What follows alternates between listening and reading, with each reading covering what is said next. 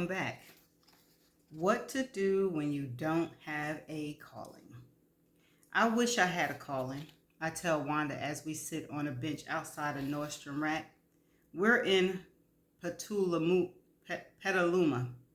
at one of her favorite outlets, which she dragged me to in an attempt to cheer me up after A-Man persuaded me to drop the price on the house by $40,000 since we haven't had a decent offer in 4 months. The good news is we're also celebrating Nelson's having made a full recovery. It turns out his blood pressure was off the charts and he's going to have to get more physical besides just swinging a golf club. And he might even have to start cutting that little blue pill in half and stop trying to be such a sexual tryant. Did you hear what I just said, Wanda? No, repeat it. My mind is on the dress I saw in this very store last week and didn't buy. I'm pissed because they don't have it in my size and I should know that beautiful things disappear in seconds when the price is too good to be true. So, what were you saying? I said I wish I had a calling. Oh, would you please stop whining, Georgia? You're getting on my nerves with this shit, she said cheerfully. What shit? Tell me why you quit your little upholstery class. Because it wasn't fun. It was actually boring. The only thing I did like was the staple gun. What did you expect, Martha? You put some new fabric on an old couch or chair? Duh. I told you it sounded about as exciting as watching Korean TV, but you never listened to your smart BFF. So I'm not saying another word about any of your brilliant ideas. I don't blame you. I'm getting on my own nerves. Change is hard, and sometimes I think I should just turn to drugs and stay high and not worry about a damn thing. That's pretty drastic. Sure, let's pick up some crack on the way home, why don't we? Shut up, Wanda. You don't understand what it feels like to be dissatisfied with yourself, to not know if you're really good at something. You know what, Georgia? There are a million of us who don't have a damn calling. And some people just do what they do and keep doing it until they're retired and don't worry about it. Some folks don't even know what a fucking calling is. I know that, Wanda. I mean, either you're born some kind of prodigy or you're not. But some people do get lucky and find what they love doing by accident. I also know for a fact that a lot of people turn their hobbies into careers. Not at my age, they don't. Look at Martha. She started out on Wall Street and then started decorating her old barn house, or maybe it was just the damn barn. But anyway, then she started baking cookies and shit. And by the time she was in her 40s, Martha was cooking her ass off and published that book on uh on divorce. I know the word, but I can't pronounce it. And spending Christmas with her. And she got rich. And of course, she had that little prison stint for doing what men who do the same fucking thing get away with scot-free. But then Martha came out and went back to doing what she loves. And the rest is history. So don't tell me what can't happen. Wanda then throws her hand up. Okay, I get your point. But who would hire someone my age? You know, sometimes you don't sound like you even went to college, Georgia. This is about the stupidest shit you said this week. I didn't think you were going to be looking for a job. I didn't mean it that way. Look, huzzy, when you cash in from selling your house and your partnership, you should be okay for a while, don't you think? At this rate, there might not be any money from the house. And as long as I get most of my investment back from the practice, you're right. It should buy me some time. You don't know how lucky you are. A lot of people would kill to be in your position. And for lack of better cliche, Rome wasn't built in a day. I don't get the urgency. You need to make something and just have fun making it. Then see what happens. I'm taking another class. Please don't tell me it's making corny jewelry or lopsided pottery or that boring tie-dye that only babies wear or herbal soaps with weeds inside it that make no bubbles or those musty smelling aromatherapy candles that stink up the house Because if you do, I'm going to take a macarene and a glass blowing class too. What do you call your needlepoint? It's called a hobby, but I'm not interested in making more of it than that. Besides, I know that most of them are ugly as hell and serve absolutely no purpose, which is why I let the dogs sleep on them and give most of them to friends like you, who put them in low traffic areas so as not to hurt my feelings. You have no idea how many of them I donate. Then why don't you find another hobby? Because I like this one. It doesn't require much imagination, but it's relaxing, which is invaluable if you ask me. That's not a good enough reason if you ask me. I didn't ask you. Look, Georgia, everything you do doesn't have to lead to something bigger. So, what class? I'm thinking about furniture restoration. Really? That sounds dirty and rough, and loud and cankerous, and disgusting, and you have to use heavy tools. What about your acrylics? I look at her, then down at my nails. Whatever happened to that stool you were going to paint? It's locked in a cabinet in the garage. I can't do any painting out there until I know where I'm going to be living in the near or far off future. Then why don't you get yourself a little studio? This time I rolled my eyes. Get real, Wanda. How many stools can a woman paint? Then paint something else. Damn. You are so small minded, Georgia. I used to think you had vision, but I'm on the verge of losing faith in your ability to think outside the box. I need a latte, I say. I think I'd much rather have a double shot of gin. Wanda buys another Golden Girl jogging outfit and a pair of last year's Reeboks, but cannot find a dress she likes for some award dinner she has coming up. I don't buy anything. On the drive home, we stop by a fruit stand. Have you spoken to Violet lately? Wanda asks as we go from fruit to nuts to olives and cheese. Nope, she doesn't return my calls. Ooh, child. You know Velvet had the baby a month ago. I figured, what she have? A little boy, and he was little, only weighed 5 pounds.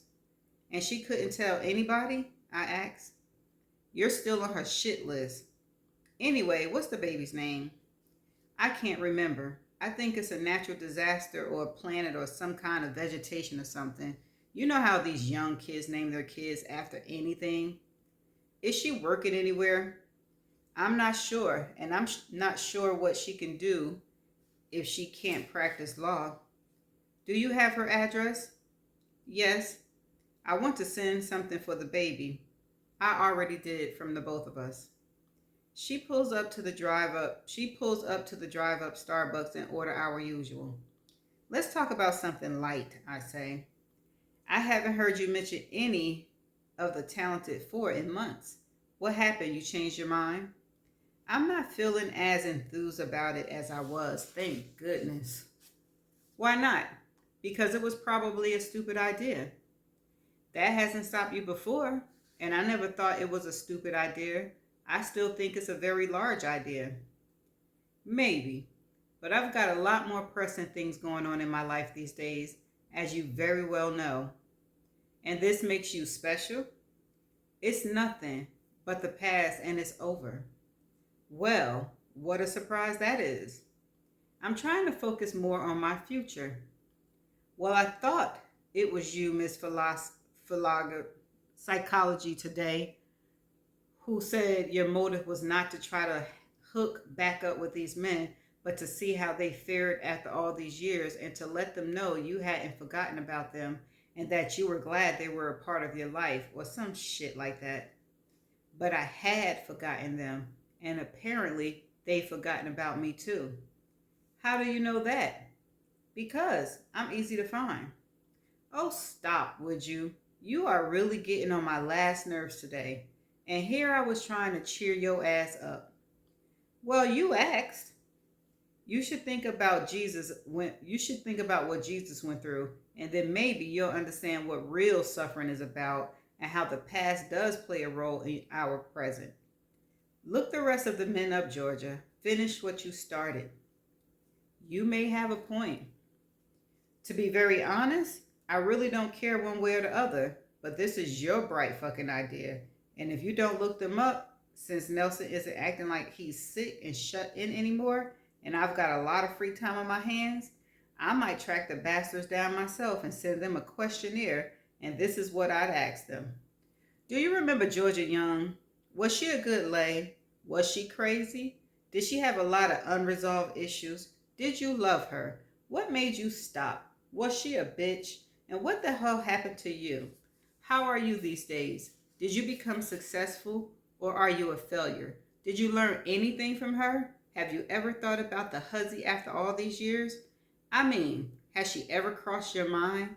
And if so, would it have killed you to look her up just to tell her, "Hey, how you doing? I hope you're happy and have found your place in the world and a man or woman to love and treat you the way you deserve to be treated. And I hope you're healthy and it was nice having you in my life for that little bit of time we spent. And God bless you, Georgia." Okay, damn. Wanda is suspect. She be going back and forth with, I don't know if she really Georgia friend or not. The office is quiet. Everybody's left for the day except Marina and me. We often turn my office into happy hour, white wine. Marina, who now has midnight blue streaks in her hair that I absolutely love, is twirling a clump of it around and around 2 fingers. Her lips are red. She takes a sip of her white wine and signs. "Can you keep a secret, Doc?" "Sure I can. Mercury has to quit, but he's afraid you'll be pissed." "No, I wouldn't. How soon?" "Like, so soon it may have already happened." "Spit it out, Marina." He was offered a position in the men's department of Neiman's that he applied for centuries ago, and he said yes. Good for him. So, we'll just have to find a replacement.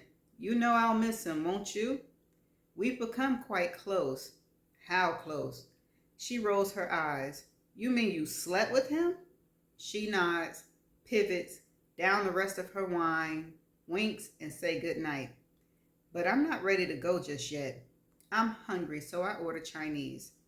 I flip through a catalog I picked up outside my local grocery store.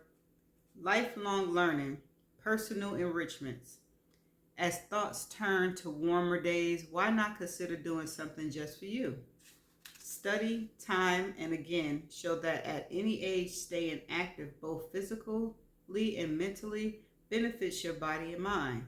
Why not sign up for a class just for fun? Thousands of community members, your friends and neighbors have taken and continue to take classes through our extension. Sign up, get enlightened. Hope it's not a cult. The yellow booklet is a little more than 50 pages. Knowledge is cheap. The least expensive class is $39 and the highest is $200. I have to admit, I'm impressed by the categories. Professional development. The first course listed is certified in IT networking to help you decide if you might want to pursue a real career, and is offered by Cisco, no less.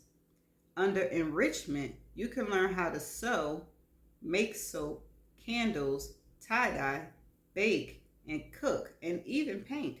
You can become the next Ansel Adams. Natural photography. Learn how to understand your dreams, clean a house, and even how to stop procrastinating.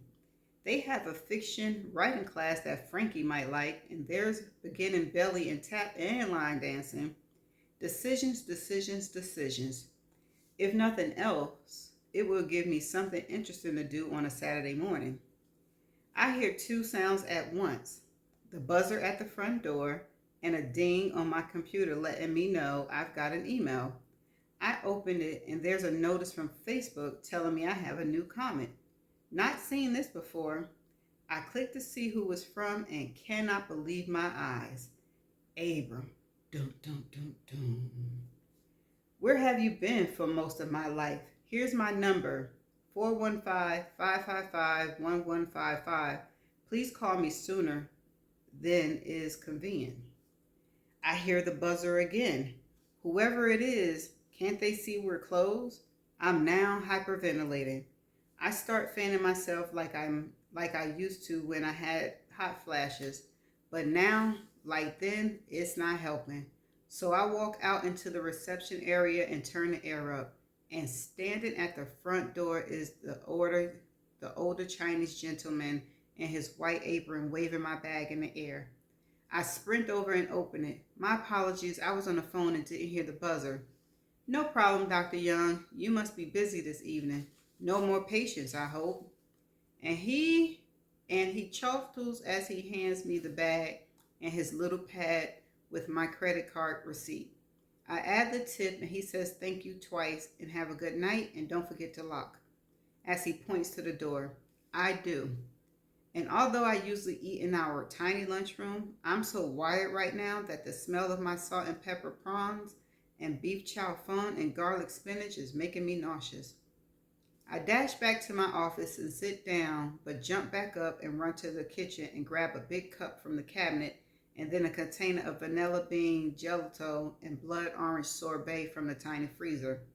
Dig out 2 medium-sized scoops of each, but this time I tiptoe back to my office, sit down with Grace, and click on his photograph as I slowly push my chair backwards, which takes me directly to his Facebook page, and there he is, bigger than life on my screen, an older but still handsome, sexy as hell version of the young Abram. I truly don't know what to do, so of course I call Miss Ghostbusters. He's on Facebook. You can only be talking about Abram, Wanda says. He looks healthy and hot, and he sent me a goddamn message. Well, what else? I don't know. He gave me his phone number and asked me to call him. Then why in the hell are you calling me? Because I haven't looked at his page, or whatever they call it, to see who he is now. Well, you're talking to the wrong person. Try it and see. And don't call me back. Nelson's half pill is about to kick in. As I eat my frozen sex, I look at Abram's eyes and melt. The whites are still creamy and show no signs of hard drinking or drugging or worrying or lack of sleep. His skin still looks like dark brown satin. He had gotten rid of his afro, though it's now about 2 inches high and mixed with gray. And those lips, Lord have mercy, still thick and smooth and looking as if they hadn't been bored. For a split second, I think I smelled the Armani's Armis he always wore. I look to the left of the screen and click on his profile to see what he's chosen to reveal to the world. He studied at UC Davis, horticulture masters, Cornell agronomy. Let me put that right here so I can know. I don't know how to pronounce that word. Work. Horticulture biologist. What in the world does that mean? He lives in Lafayette, Louisiana. Relationship status says ask. I don't know if I want to or if I should. There are no photos, nothing about his family or life events. Nothing under contacts and other basic information, just facts. So Abraham, I say to him, looks like you finished what you started. Good for you, good for you. And then I sit there and wait for him to jump through the screen or something just to say, it's okay, relax. I'm still the same guy, but he's not moving. I know this is silly and ridiculous, but after all these months of my hoping to find him, he's found me, and I have no idea what to say to him. And what an idiot he is for putting his phone number on the internet. I hope he's not still smoking reefer. I take a deep breath and exhale it slowly, then dial his number. He answers on the first ring. Hello? That voice, he still's on it. Hello, Abraham, I say, trying not to moan. Well, well, well. Long time not hearing your voice, Dr. Georgia Young, unless you lied on Facebook about what you do. How are you, sweetheart? Sweetheart, don't. Please, don't. I'm fine, I think I say, but nothing comes out. Georgia? I clear my throat. Sorry, Abraham. I think I might be coming down with something. How are you? I'm good. I'm in San Francisco. I try to swallow the lump that just moved into my throat. You're kidding. I try to get back here 2 or 3 times a year since my mom's up here. She's in the hospital. Her kidneys aren't holding up, even with dialysis, but she claims she's feeling good. She lies. I'm glad to hear she's still with us and that you're still a good son. How long are you in town? 5 or 6 more days. Why do you want to know? I was just curious. So tell me, are you a married woman or a divorced one? Didn't you look me up on Facebook? I'm new to Facebook, but to answer your question, yes. And to be honest, you were the first person I searched for. But all it said was, you're an optometrist and absolutely nothing about your personal life. And that's on purpose, just for stalkers like you. Anyway, I'm divorced twice. That would make 2 of us then. Kids? Grown. How many? 2. Daughters. 1 grown, 1 almost college dropout. So how are you after all these years? In one word. I need to think about that. Okay, make it 2 words. Reinventing myself. What was wrong with your old self? Anyway, how about you, Abram? I'm good. So where are you right now? In my office, which is where? The Embarcadero. Have you eaten? As a matter of fact, I'm on my way to have dinner with friends. I don't know why I just lied. Yes, I do. Because I'm nervous as hell and can't believe I'm even hearing Abram's voice after all these years. Cancel it. What? Cancel it. Tell them one of your old boyfriends is in town and that we've got a lot of catching up to do because you broke his heart when he was hoping you would be his wife one day and you need to see him to make up for it. How's that? Okay, is all I can utter. Okay, that's the end of that chapter. Let's touch with Abram. Abram found her. And then Abram said that he loved her. And she broke his heart. And here she was thinking that he broke hers. Well, feeling like he broke hers. Wasn't he the liar? Didn't he lie and say his mama was sick? Okay, so that's that part. And back to Violet. Why she's so mad? And still accepted the money. Hopefully they talk about that. And then her daughter had the baby. So that means Frankie is almost about to have the baby too. And then Wanda, I'm so confused by Wanda because I don't know if she actually her friend or if she just one of those friends that give it like it is, but she got me side-eyeing her a little bit. I don't know. I guess because I don't talk like that with friends, I just don't get it. But okay, so there was a word that I don't know the definition and definitely don't know how to pronounce it. So please hold for the definition video. Okay, and I'm back. And the word is spelled Agronomy. And it's a noun, and it's the science of soil management and crop production. Agronomy. Did I say that? I don't know if I said agronomy, but that's what it is, agronomy. And I kind of think that I did stumble over a few words that, but I didn't mark it, so I'm not going to go into it. But yes, that's the end of the chapter. What do I think about this chapter? The title is what to do when you don't have a calling. It kind of fits with it. It was an okay chapter, and that's all I got.